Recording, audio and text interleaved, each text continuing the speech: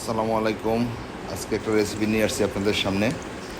চিংড়ি মাছ এবং মিষ্টি কুমড়া দিয়ে রান্না করব এবং সাথে আছে টাকি মাছের ভর্তা।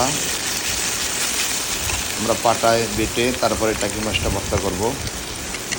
রান্না করার জন্য প্রথমে চিংড়ি মাছ এবং টাকি মাছগুলো আমরা আলাদাভাবে ভিডিও করার আগেই আমরা এগুলো বেঁধে রেখেছি।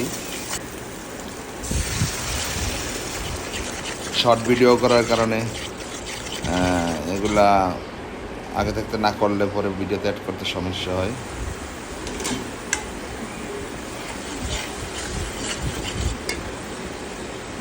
আমরা মিষ্টি কুমড়োগুলো দিয়ে নিলাম।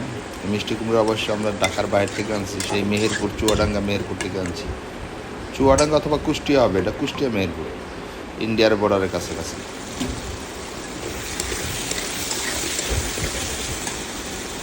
একটু নেড়ে চেড়ে যে আমরা এখন পানি দিয়ে দিলাম সেদ্ধ হওয়ার জন্য, যাতে মিষ্টি কুমড়ো সেদ্ধ হয় সেই পরিমাণ পানি দিলাম এবং এই ভাজা চিংড়ি মাছটা দিয়ে দিলাম। সবাই আমার চ্যানেলটা সাবস্ক্রাইব করবেন, একটু লাইক করবেন।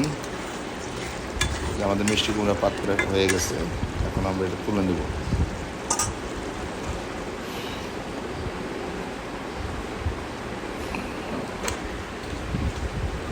আমরা তুলে নিলাম। এরপরে যে ভাজা টাকি মাছটাকে আমরা আলাদা কাটার থেকে আলাদা করে নেব এবং পাটায় বেটে এই ভর্তাটা করব। হালকা পাটা দেবো আমরা এটা।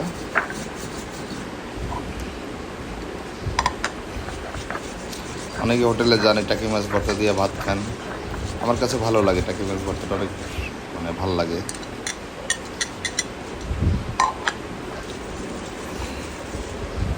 আমরা হালকা বাটা দিচ্ছি, এটা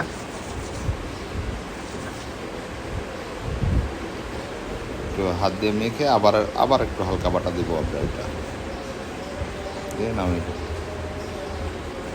এই গরমের ভিতরে সবাই সুস্থ থাকবেন, ভালো থাকবেন, একটু সাবধানে থাকবেন। আমার জন্য দোয়া করবেন, আমিও আপনাদের সবাইদের জন্য দোয়া করি।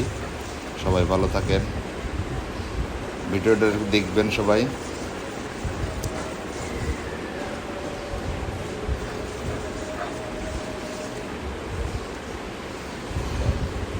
আমাদের ভর্তা শেষ, আর বাটবো না, বাটা শেষ। এখন আমরা তুলে নেব এটা।